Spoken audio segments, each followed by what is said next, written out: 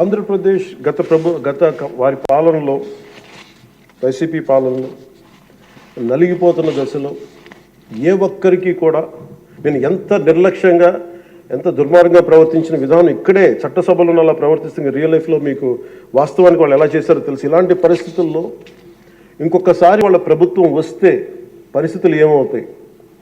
దాదాపు సుదీర్ఘ 4 దశాబ్దాల అనుభవం ఉన్న ఆయన్నే, గౌరవ ముఖ్యమంత్రి గారిని 53 రోజులు జైల్లో పెట్టి యువ నాయకులు, ఐటీ మంత్రివర్యులు వారు నారా లోకేష్ గారిని కూడా జైల్లో పెట్టడానికి ఇబ్బందులు పెట్టి ప్రయత్నాల్లో మనకి అచ్చెన్నాయుడు గారు, గౌరవ మంత్రి అచ్చెన్నాయుడు గారిని ఇబ్బంది పెట్టిన విధానం ఇక్కడ మొదటి మీరు వచ్చినప్పుడు ఎంతమంది ఇబ్బంది పడ్డారు అంటే మొత్తం దాదాపు 90% హౌస్ చేతులు ఎత్తారు అధ్యక్ష ఆ రోజున. అలాంటి పరిస్థితుల నుంచి నేను కోరుకుంది ఒకటే అధ్యక్ష, ఆ రోజున ఆంధ్రప్రదేశ్ 5 కోట్ల మంది ప్రజలకి మేము అండగా ఉండాలి, దానికి ఏమి చేయాలని చెప్పి ఎక్కడా కూడా ఓట్లు చీలకూడదని చెప్పిన తర్వాత చెప్పితే నన్ను తిట్టు లేదు అధ్యక్ష, అందరూ తిట్టారు. కానీ ఈరోజు నాకు ఆనందం ఏముందంటే అధ్యక్ష, ఈ రోజున గౌరవ ప్రధానమంత్రి నరేంద్ర మోదీ గారి దృష్టికి తీసుకెళ్ళి, కేంద్ర నాయకత్వానికి తీసుకెళ్ళి ఆ రోజున మాకు ఇది కావాలి, మీరు చేయాలి అని చాలా ఇంపాసిబుల్ టాస్క్లు అడిగాం అధ్యక్ష ఆ రోజున. ముఖ్యంగా విశాఖ స్టీల్ ప్లాంట్ అధ్యక్ష,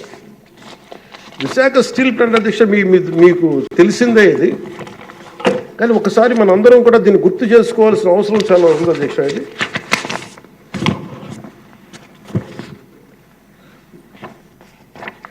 1966 అక్టోబర్లో విశాఖ ఉక్కు ఆంధ్రుల హక్కు అనే నినాదంతో రాష్ట్ర వ్యాప్తంగా ఉద్యమం మొదలైంది. దాదాపు ఉద్యమంలోకి విద్యార్థులు పూర్తి స్థాయిలో వచ్చారు. 1966 నవంబర్ 1వ తేదీన రాష్ట్ర వ్యాప్తంగా నిరసనలు చేపట్టారు. లాఠీ చార్జీలు, కాల్పుల్లో 32 మంది చనిపోయారు అధ్యక్ష. వీటిలో ఒక బిగ్ లిస్ట్ ఉంది అధ్యక్ష, 32 పేర్లు.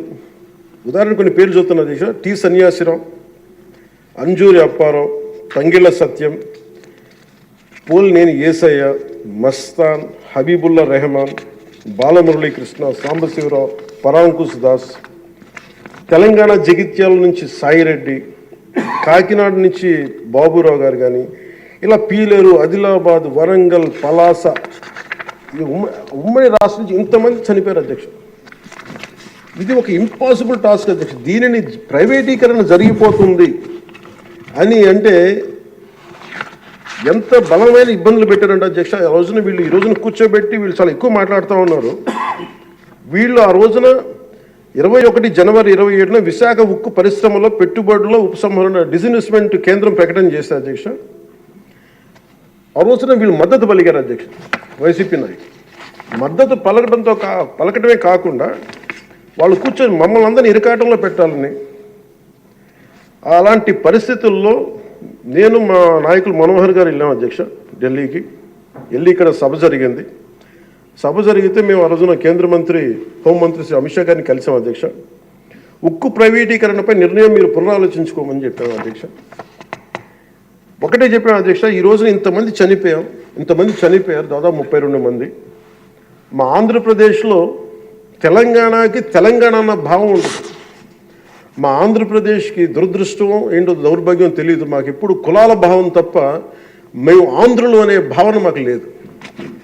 ఒకే ఒక్క చోట ఆంధ్రులు అనే భావం ఎక్కడ వస్తుందంటే విశాఖ స్టీల్ ప్లాంట్ ఒక్క దగ్గరే ఆంధ్రులు అనే భావన వస్తుంది.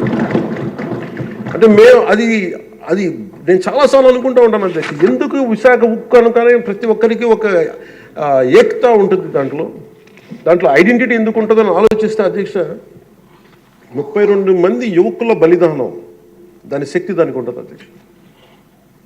అది కదిపేస్తుంది. అలాంటిది నేను ఒకటే చెప్పాను, మేము వెళ్ళి సార్ ఇది కనుక మీరు చేయగలిగితే అది ఎవరి చేతుల్లో లేదు, అది మీరు పెద్ద మనసుతో ఆలోచించి డిస్ఇన్వెస్ట్మెంట్ చేయమంటే వాళ్ళు ఒకటి చెప్పారు అధ్యక్ష. మేము గతంలో మీరు ఈ మినీరత్న కంపెనీ ఉంది అధ్యక్ష, దానికి డ్రెడ్జింగ్ కార్పొరేషన్ ఆఫ్ ఇండియా అని, దాన్ని తీసుకోగలిగా కానీ దీన్ని తీసుకోలేమని చెప్పి మాకు కూడా ఏం చెప్పారంటే అధ్యక్ష, ఇది ఇంపాసిబుల్ అన్నట్టుగానే చెప్పారు అధ్యక్ష ఆ రోజున. కానీ నేను 2 చేతులు జోడించి మా ప్రయత్నం మేము చేసాం అధ్యక్ష.